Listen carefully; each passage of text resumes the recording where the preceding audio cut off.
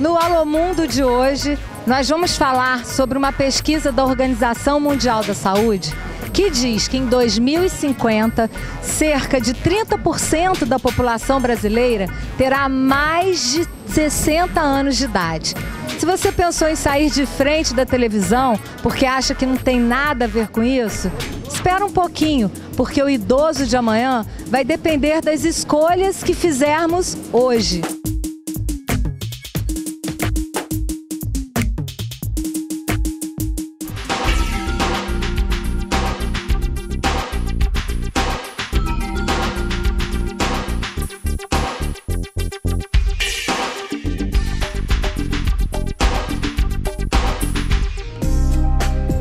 Os últimos censos realizados pelo IBGE concluíram que a população de idosos tem crescido com mais rapidez que a média nacional. Essa expansão significativa mostra que em 2050 o número de pessoas com mais de 60 anos será 3 vezes maior. Este envelhecimento da população brasileira está maior até que a média internacional. Mas por quê? Ao longo das últimas décadas, foram constatadas várias mudanças no comportamento da população. As pessoas têm esperado mais para constituir família. Em 1974, os homens casavam em média aos 27 anos. Hoje eles esperam até os 30 anos. Já as mulheres passaram dos 23 para os 27 ao longo do mesmo período. E quem demora mais para casar também está optando por ter menos filhos. E as pessoas estão vivendo por mais tempo. Hoje é fácil encontrar idosos ativos pelas ruas.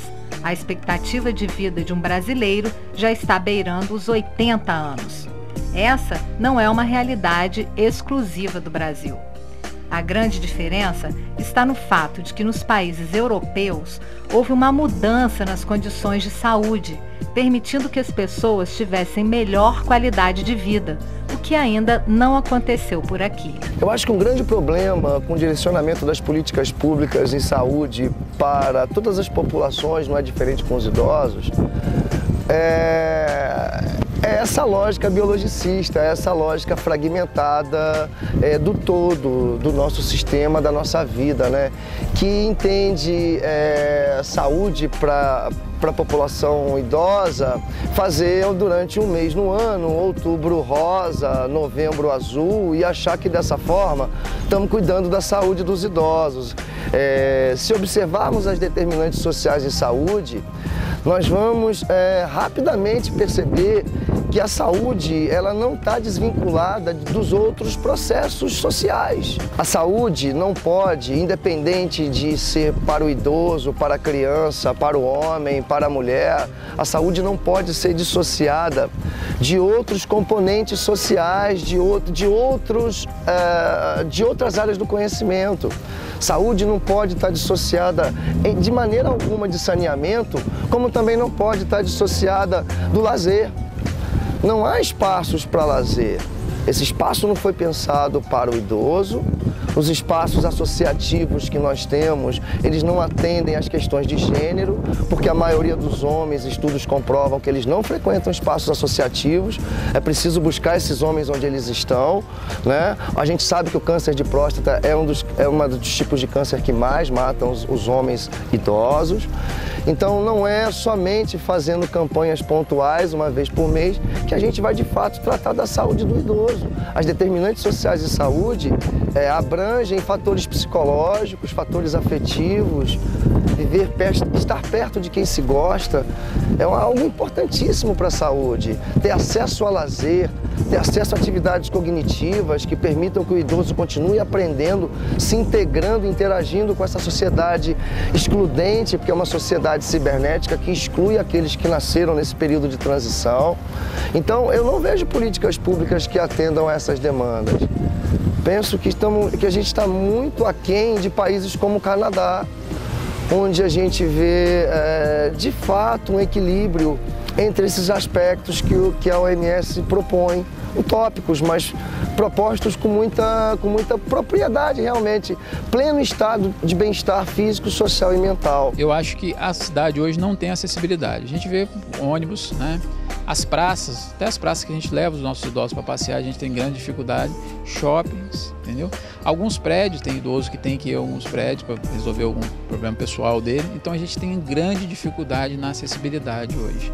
Então esse é um grande questionamento que eu acho que, né, o mais rápido possível deve ser melhorado, porque a tendência é só crescer esse número de idosos e cada vez mais eles vão enfrentar dificuldades, né? Nós, seres humanos, independente de onde tenhamos nascido, independente da cultura, nós fomos programados para que em algum momento a gente deixe de existir, para que o nosso organismo deixe de funcionar.